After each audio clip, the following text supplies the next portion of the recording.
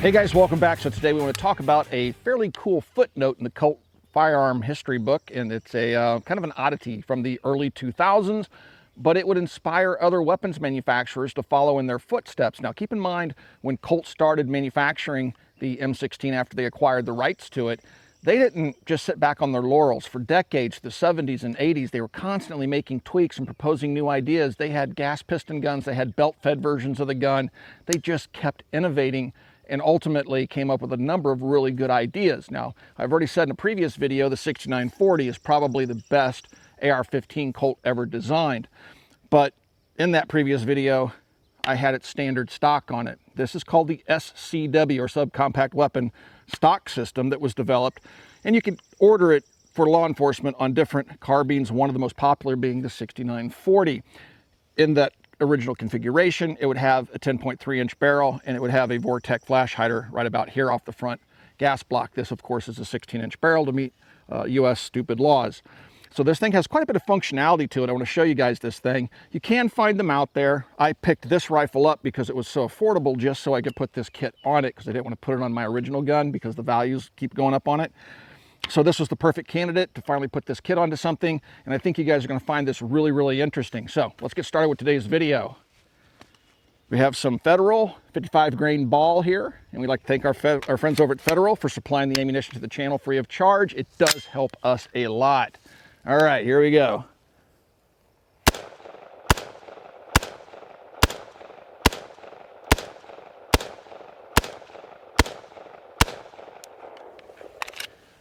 Very cool. Doesn't really increase the recoil impulse to the shoulder, even though it has a much shortened buffer assembly, and that's what I want to show you next. I think you're going to find this setup rather interesting. The SCW kit was something that you could add to an existing M4. It didn't change any of the core components of the rifle itself. Those parts that can be easily accessed through field stripping or basic armorer's tools would allow you to convert an existing AR-15 into this SCW stock configuration. Keep in mind, I did say at the opening of the video, most commonly it would be encountered with the 6940 type front end, but it was also made available with the Colt piston carbine and some other options out there that I don't think were commonly available to us civilian plebes. Now, you will find these kits available out there every once in a while, which is just the conversion kit. To my knowledge, Colt never sold a carbine like you see here that included this. And if they did, they must have sold quite a few, or not very many of them, I should say. And I've never found one. I've always looked for an SCW, and every time I found it, it was a registered SBR. And that's when I found the kit one day and tucked it away until I could find an affordable rifle. Hence this setup. So what makes this different from other compact weapon systems designs intended for the M16, keeping in mind this was originally intended for a 10.3-ish, 10.5-ish barrel? Well, what you're trying to do is shorten the overall length of the gun, because one of the downsides that we talked about is the M16 obsolete video is the fact that it requires a buffer tube for operation, which means you can't really fold the stock on it. This SCW system addresses that and other things. Now, you're going to find that Maxim Defense has pretty much copied this. To keep in mind, this dates back to 2005. I've seen articles as recently as 2017, 2018. I don't know if Colt's still making these conversion kits or not. Again, they pop up periodically online for sale. But anyway, let's talk about the overall functionality of what this bad boy can do besides just fold. So first of all, you have a folding polymer piece here. This will be your butt plate. This section is high density polymer. Has a push button. You just push it in, rock it up, and now you've gotten rid of that. So it's one less snag point if you want to leave it in this configuration, perhaps in a vehicle or something.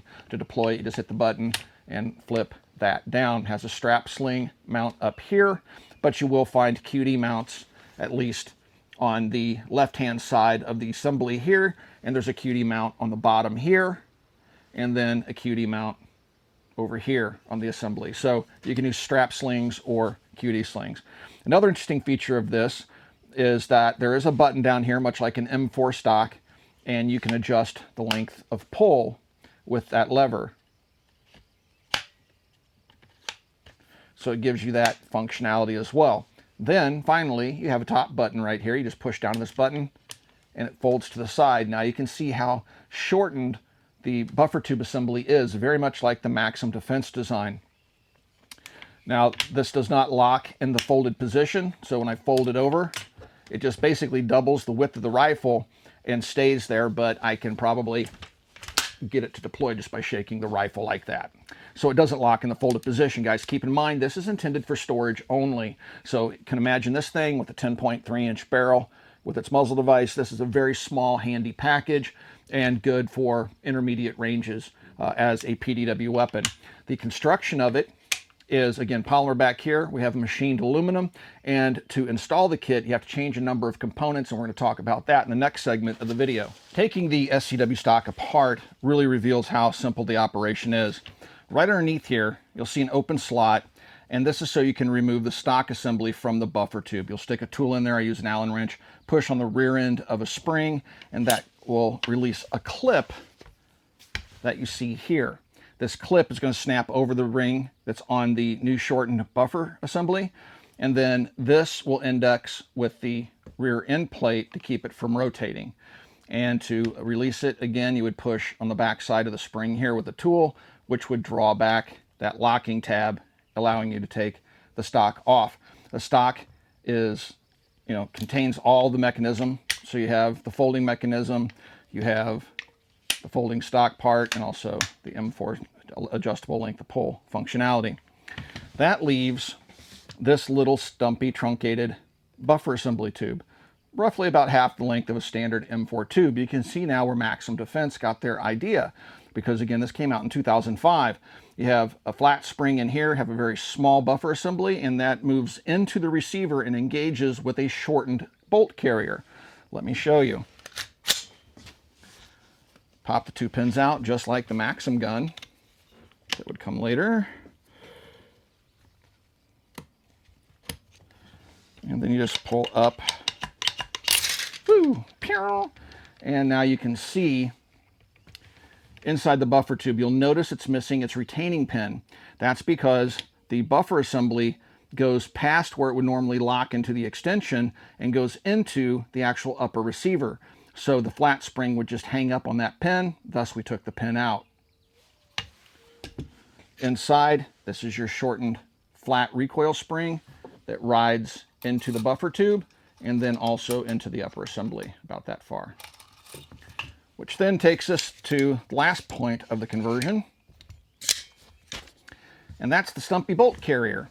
So the Stumpy bolt carrier, which does have an auto trip here for people that have full auto lowers or registered machine guns, you can see how the buffer plugs into it, and then you can see how it sets inside of the receiver a little bit.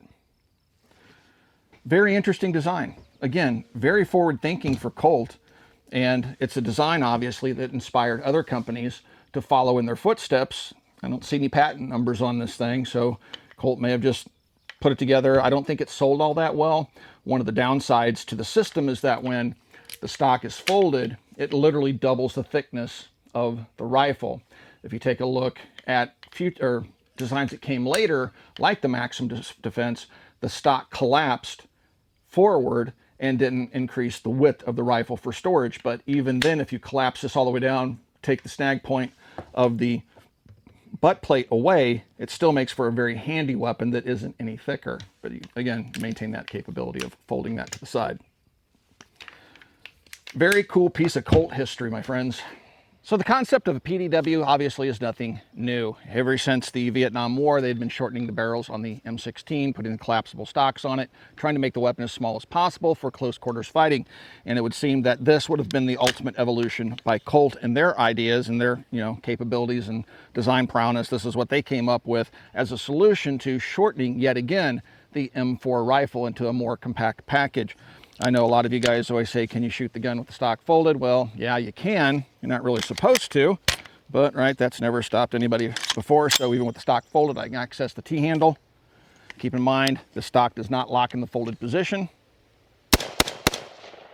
Put it on safe, flip it open, and now I can fire it properly.